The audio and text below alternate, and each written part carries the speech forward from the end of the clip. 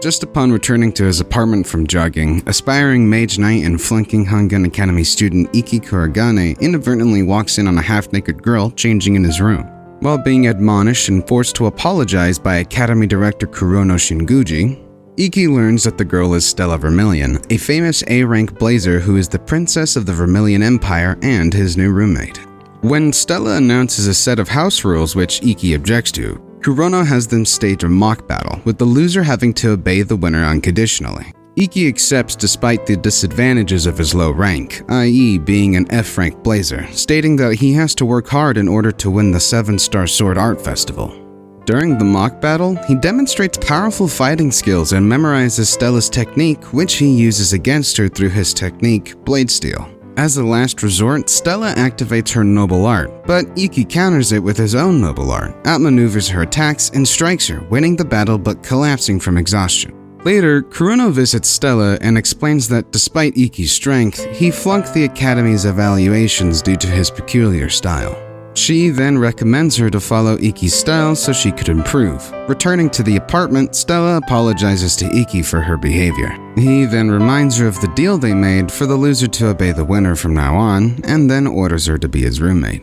Ikki's younger sister, Shinjuku, whom he had not seen in 4 years, arrives at Hagun Academy as a new student. In class, Ikki and Stella learn about the selection match for the 7-Star Sword Art Festival from their teacher, Yuri Oriki. Afterwards, they meet Shinjuku, who surprises them by kissing Ikki directly on the mouth, leading to a duel between Stella and Shinjuku over the former's relationship with Ikki. Shinjuku tries telling Stella to stay away from her brother, inadvertently revealing that the Kurogane family treated Ikki as if he had never existed. The following evening, Shinjuku meets her roommate, the effeminate Nagi, Alice Arisuin. Meanwhile, Stella asks Ikki about what Shinjuku said. He explains to her that he was born without any talent in a family that produced great blazers. As a result, he was neglected by his family and later ran away and got lost in a blizzard, but was rescued by his great-grandfather, Ryoma Kurogane, who encouraged him to believe in himself.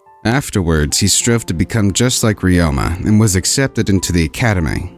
But when the Kurogane family discovered it, they pressured the school, which was under the previous academy director at the time, into creating a set of class requirements which were responsible for Ikki's failing grades until Kurono became the new academy director, though Kurono is also pressured as a result. Ikki then states that his constant harassment will never come to an end. After training with Ikki, Stella tries asking him out on a date, but their conversation gets interrupted by a text message sent by Shinjuku, asking Ikki to go shopping with her. Stella is shocked when Ikki accepts the proposal and decides to accompany him during the shopping trip. Ikki has an awkward first meeting with Alice, whose effeminate personality puts him off, but he later praises her for getting Shinjuku to open up to other people more.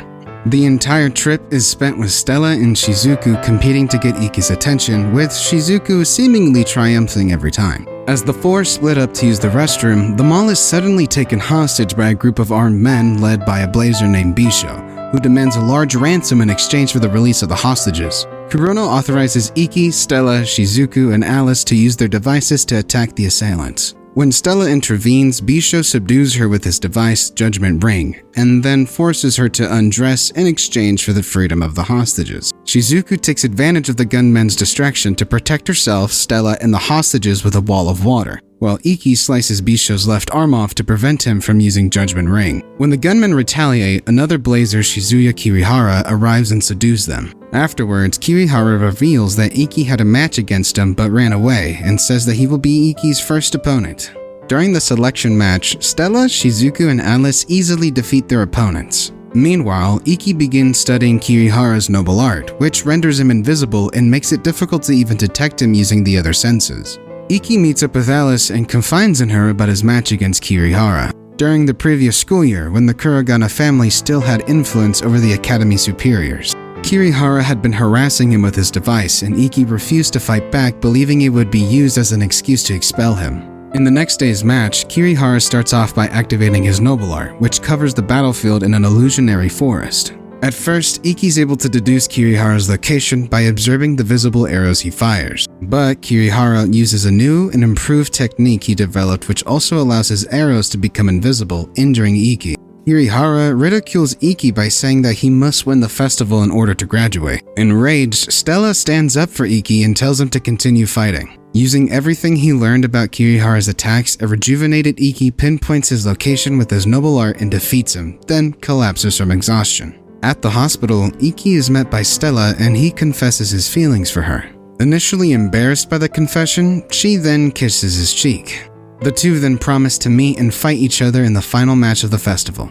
2 weeks have passed since Ikki's battle with Kirihara. Ikki has progressed through the following matches with ease, quickly losing his school nickname of the Worst One and gaining the new nickname of Another One and becoming popular with the other students, volunteering to mentor them and perfecting their strength using what he learned about swordsmanship. However, Stella becomes frustrated when Ikki isn't paying enough attention to her during the time since they became a couple. Ikki later takes her, Shizuku, and Alice and his followers to the local swimming pool for more training. There, Shizuku and Alice discuss about the former's affections towards Ikki despite their biological relation. Meanwhile, after talking about her and Ikki's relationship to classmate Kagami Kusakabe, Stella and Ikki get into a fight after she reveals her misinterpretation that Ikki no longer likes her, which he quickly denies. After the two cool down and settle out their problem, Ikki suggests they both blurt out whatever they want to do right now with each other, and Stella agrees. When the two both want to kiss, they happily do so. On the way back, Ikki and Stella are informed that their next opponents are members from the student council.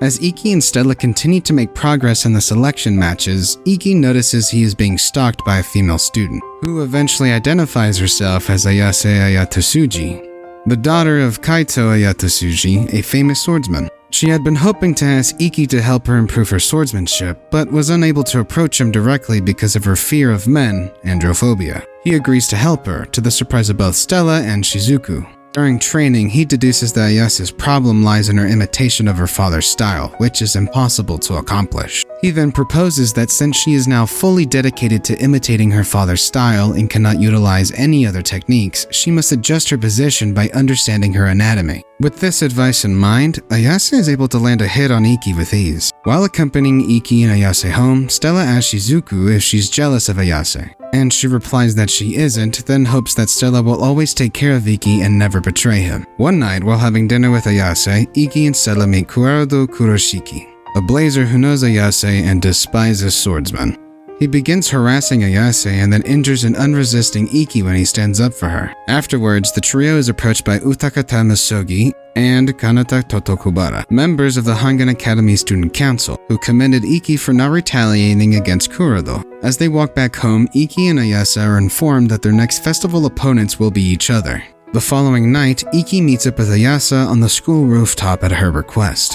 Ayase and Ikki meet on the rooftop, only for Ayase to jump off, prompting Ikki to use his noble art to save her. Ayase reveals that she planned to prevent Ikki from using his abilities during the match, since he can only use it once every 24 hours. Now weak and exhausted, Ikki somehow makes it back to his room where Stella, who was having a perverted dream, awakens and helps Ikki.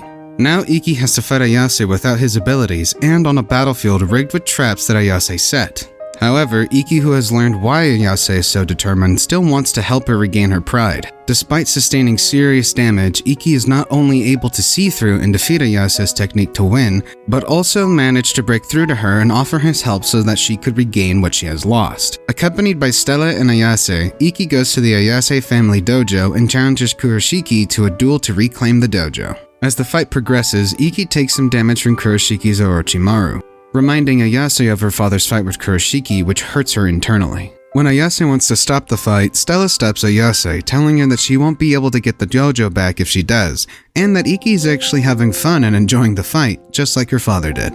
Ayase then realizes that the apology her father gave at the end of the fight was to Kuroshiki for not being able to execute his final move and collapsing midway through the match. Using Ayase's father's secret technique himself, Ikki wins the match and restores the dojo and the Ayatsuji Ito style to Ayase. Later, Ayase confesses her foul play to the school and her father regains consciousness in the hospital. The director sends Ikki and Stella to a training camp. Stella is initially excited, believing she now gets to spend some alone time with Ikki, but it turns out that they were sent to help the student council with cleaning up the training field. After cleaning, Stella insists in climbing up the mountains to view the waterfall with Ikki despite having a fever. Caught in a sudden storm, they take refuge in an abandoned lodge, and Stella's soaked clothing leads to an embarrassing situation to stripping her. Later, they're attacked by a puppet user Blazer who controls golems, but the attack is foiled by the student council members while student council president Tokotodo herself deals with the Blazer. Meanwhile, Shizuku returns to the Kurogane mansion to face her father and learns that her next opponent will be Tokotodo. Shizuku versus student council president Tokotodo. Ikki and Stella are worried because they've seen Toka's power for themselves. Shizuku is determined to win to prove that she's strong enough to stand beside her brother against everyone, especially the Kurogane family, but Toka is calm and collected. As the battle progresses, Shizuku realizes that Toka is faster and stronger than her, so she opts for a defensive weapon and a long-range water/ice attacks. She covers the arena in ice to give herself a terrain advantage, but Toka is able to see through her attacks. When Toka demonstrates the ability to instantly close the gap with her trackless step, Shizuku fills the arena with a thick mist to use her final attack against Toka, but unfortunately loses the match to Toka's attack. The ethics committee, which is controlled by the Kurogane family and the Akaza, creates a scandal by photographing Stella and Ikki kissing on school grounds. Ikki later gets arrested and is placed in a special prison owned by the Kurogane family, where he is continually interrogated and forced to fight the selection matches even while being imprisoned. Despite the odds against him, Ikki continues to win his matches. During one of his hearings, he appeals to speak to his father, which to everyone's amazement is granted. However, his father tells him to quit the selection process. If Ikki wins, he would cause unrest in his father's organization by inspiring those without magical abilities to aim higher. Ikki is distraught that his father still refuses to acknowledge him. However, Yuri-sensei slips him a lock of Stella's hair, reminding him of his promise to fight Stella in the 7-Star Sword Art Festival. The ethics committee inform Ikki that his final opponent in the selection matches will be Tokotodo, and if he loses, he will have to give up his dream.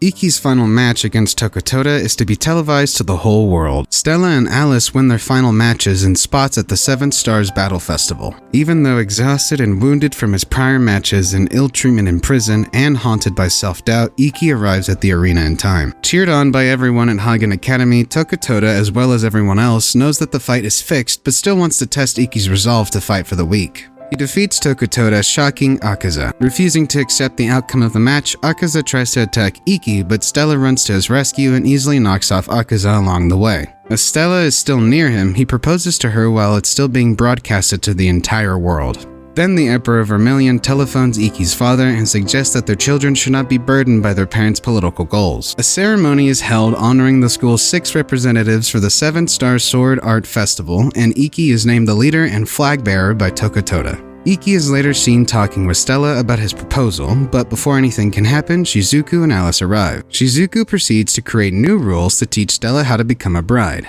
But this further enrages Stella, who believes some of the rules are made up and retaliates with her own rules. Thanks for watching. If you enjoyed it, be sure to let us know by leaving a like and subscribe for more stories and check out other stories here. I'm Juicebox Vivo and I did the narration for today. If you like what you heard, check out my social links down in the description. Thank you.